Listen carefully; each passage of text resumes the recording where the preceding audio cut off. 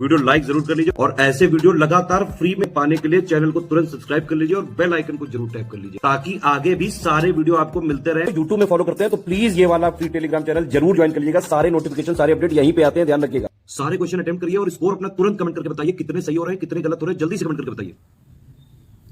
नमस्कार साथियों, स्वागत है आपका ऑनलाइन एग्जाम प्रिपरेशन पर which is the part of study for civil services. दोस्तों आज देखेंगे ऋग्वेदिक कालीन शब्दावलियाँ और अर्थ। यहाँ से प्रश्न बनता है, प्रीवियस ईयर में भी यहाँ से एग्जाम में प्रश्न बने हैं, तो आज इसको कवर करेंगे। ऋग्वेद के काल में जितने भी शब्द थे और उनके अलग अलग जो अर्थ थे उनको आज कवर करेंगे। इससे पहले हमने ऋग्वेदिक कालीन जो देवी देवता थे और उनका जो संबंध था, उनका जो विषय था उसको कवर किया था। तो इससे पहले वाला जो पार्ट आया, अगर आपने नहीं देखा है तो आप ऑनलाइन एग्जाम प्रिपरेशन पर देख सकते हैं।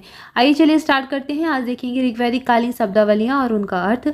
सबसे पहले आप यहाँ पर देख रहे हैं, सबसे पहले यहाँ पर जो शब्द दिया गया है नीवी। नीवी का अर्थ होता था कमर के नीचे पहना जाने वाला जो वस्त्र है उसको नीवी कहा जाता था, और कमर के ऊपर जो पहना जाने वाला वस्त्र होता था उसको बासस कहते थे। क्या कहते थे? बासस कहते थे। इसके बाद अगला शब्द दिया गया है अधिवाशम। अधिवाशम क्या होता है? जो ऊपर से धारण किया जाने वाला चादर या फिर ओढ़नी होती है उसको अधिवाशम कहते हैं। अगला शब्द दिया गया है तक्षा। तक्षा क्या है? तक्षा बढ़ई के लिए प्रयोग में लाया जाता था। जो बढ़ई होता है उसको तक्षा कहते थे। कर्मा शब्द का प्रयोग धातु कर्म करने वालों के लिए करते थे प्रयोग। जो कर्मा है वो धातु का काम जो करते थे, जो लोग जो कारीगर धातु का कार्य करते थे उनको कर्मा कहते थे। इसके बाद अगला वर्ग जो शब्द आप देख रहे हैं वो दिया गया है अरित्र। अरित्र, और ये नाविक के लिए प्रयोग में लाया जाता था। अरि और ता के नीचे रकार लगी हुई है, तो अरित्र शब्द किसके लिए प्रयोग करते थे? नाविक के लिए। राजा को ऋग्वेदिक काल में गोप्ता कहा जाता था। राजा के लिए प्रयोग करते थे गोप्ता शब्द। तो यहाँ पर हमने इन शब्दों को देखा। इसके बाद अगला शब्द यहाँ पर दिया गया है बैकनाट। बैकनाट कहा जाता था सूदखोर को। जो सूदखोर होता था उसको बैकनाट कहते थे। ब्राजपति शब्द का प्रयोग करते थे चारागाह प्रमुख के लिए। जो चारागाह का प्रमुख होता था उसको ब्राजपति कहा जाता था। इसके बाद अगला शब्द देख रहे हैं आप कुलप। कुलप शब्द दिया गया है, और यह शब्द जो है ये परिवार का प्रधान जो होता था उनके लिए प्रयोग में लाते थे। जो परिवार का मुखिया होता था, परिवार का प्रधान होता था, उसको कुलप कहा जाता था। इसके बाद अगला शब्द आप देख रहे हैं स्पसस। स्पसस या फिर दूत शब्द, और ये प्रयोग करते थे जासूस के लिए, जो कभी कभी दूत के रूप में भी जाता था, दूत के रूप में काम करता था। जो एक देश है, एक देश से दूसरे देश या फिर एक राजा से दूसरे राजा के साम्राज्य में, राज्य में कोई संदेश लेकर जाता था, उसको दूत कहते हैं। तो जासूस या फिर दूत के लिए शब्द का प्रयोग करते थे स्पसस या फिर दूत। इसके बाद अगला शब्द आप दिख रहे हैं सुता। सुता जो शब्द है वो प्रयोग में लाया जाता था सारथी के लिए, या फिर न्यायालय का जो मंत्री है उसको सुता कहते थे। तो यहाँ पर इसको याद रखना है, मंत्री के लिए, न्यायालय का जो मंत्री है उसको सुता कहा जाता था। इसके बाद अगला शब्द देखेंगे। अगला शब्द दिया गया है छत्री। छत्री का शब्द जो है, छत्री का अर्थ होता था प्रबंधक से, जो मैनेजमेंट देखता था उसको छत्री कहते थे। राजमहल का जो सबसे बड़ा अफसर होता था, राजमहल का एक बड़ा अफसर माना जाता है, जो मैनेजर है, मैनेजर को क्या कहते थे? छत्री कहते थे। तो ये मैनेजर जो होता है राजमहल का एक बड़ा अफसर ही माना जाता था।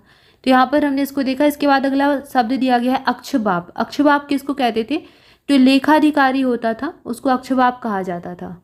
जो अक्षरों से संबंधित होता था, लेखन आदि का कार्य करता था, लेखाधिकारी, उसको अक्षबाप कहा जाता था ऋग्वैदिक काल में। तो यहाँ पर हमने ऋग्वैदिक कालीन शब्दों को देखा और उनके अर्थों को देखा। इसके आगे और शब्द देखते हैं। अगला जो शब्द दिया गया है गोहनता और गोहन, यह अतिथि के लिए प्रयोग में लाया जाता था। युद्ध के लिए गवष्टि, गेसु या फिर गम में जैसे शब्दों का प्रयोग करते थे। गवष्टि का अर्थ क्या है? युद्ध होता है। गेसु, गम, ये सब युद्ध के लिए प्रयोग लाते थे। ऋग्वैदिक काल में गाय को अघन्या कहा जाता था। यहाँ से कई बार एग्जाम में प्रश्न बना है। ऋग्वैदिक काल में गाय के लिए क्या प्रयोग लाते थे? अघन्या। गाय को क्या कहते थे? अघन्या। इसके बाद अगला शब्द दिया गया है लागल। लागल जो शब्द है वो हल के लिए हमें प्रयोग लाते थे, हल को लागल कहा जाता था। सीता जो शब्द है वो खेत में हल चलाने के बाद बनी हुई जो नालियाँ होती थी उनको कहते थे सीता। तक्षण शब्द का प्रयोग बढ़ई के लिए करते थे। यहाँ पर देखा। इसके बाद अगला शब्द दिया गया है धन्व, और धन्व का अर्थ क्या होता था? मरुस्थल। मरुस्थल के लिए धन्व शब्द का प्रयोग करते थे। जो जोता हुआ खेत होता था उसको उर्वरा भूमि कहते थे। जो अनाज होता था उसको धान्य कहते थे। जो चारागाह होता था उसको खिल्ले कहते थे। खिल्ले का संबंध किससे था? चारागाह से। इसके बाद नाई के लिए बाप्ती शब्द का प्रयोग किया जाता था ऋग्वैदिक काल में। तो यहाँ पर हमने प्रमुख शब्द देखे जो ऋग्वैदिक काल से संबंधित थे, शब्दावलियाँ देखी, उनका अर्थ देखा। आज की वीडियो में इतना ही। इसके आगे अगले वीडियो में देखेंगे। तब तक के लिए आप सभी ऑनलाइन एग्जाम प्रिपरेशन के साथ जुड़े रहें। अगर आप ऑनलाइन एग्जाम प्रिपरेशन के टेलीग्राम चैनल को ज्वाइन करना चाहते हैं तो डिस्क्रिप्शन में दी गई लिंक पर क्लिक कर सकते हैं। इसके अलावा अगर आप अपने एग्जाम के लिए बहुत अच्छी प्रैक्टिस करना चाहते हैं और प्रैक्टिस क्विज लगाना चाहते हैं तो स्टडी फॉर सिविल सर्विसेज के फ्री प्रैक्टिस क्विज वाले टेलीग्राम चैनल को ज्वाइन कर सकते हैं। उसकी लिंक डिस्क्रिप्शन में दी गई है, वहाँ से जाकर आप ऑफिशियल चैनल तक पहुँच जाएंगे। और ये जरूर ज्वाइन कर लीजिए क्योंकि आपके एग्जाम के लिए बहुत बेनिफिशियल रहेगा। यहाँ पर लगातार हर एक दिन हर एक सब्जेक्ट के प्रैक्टिस क्विज लगवाए जाते हैं। इसके अलावा करंट अफेयर, जीके, जीएस सबके हर एग्जाम के लिए, चाहे आरओ एआरओ का एग्जाम हो, चाहे बीडीओ का एग्जाम हो, या फिर आप बीईओ के एग्जाम की तैयारी कर रहे हो, या फिर UP triple SC PET, UP triple SC junior assistant का आप एग्जाम दे रहे हो, सबकी आप प्रैक्टिस कर सकते हैं यहाँ से बिल्कुल फ्री में। तो जल्दी से जाइए, ज्वाइन कीजिए और जुड़े रहिए ऑनलाइन एग्जाम प्रिपरेशन के साथ। चैनल को सब्सक्राइब कर लीजिए, वीडियो को लाइक जरूर कर दें, अपने दोस्तों के साथ शेयर करें, कॉमेंट करके जरूर बताएं वीडियो कैसा लगा। मिलेगी नेक्स्ट वीडियो में। Thank you for watching this video.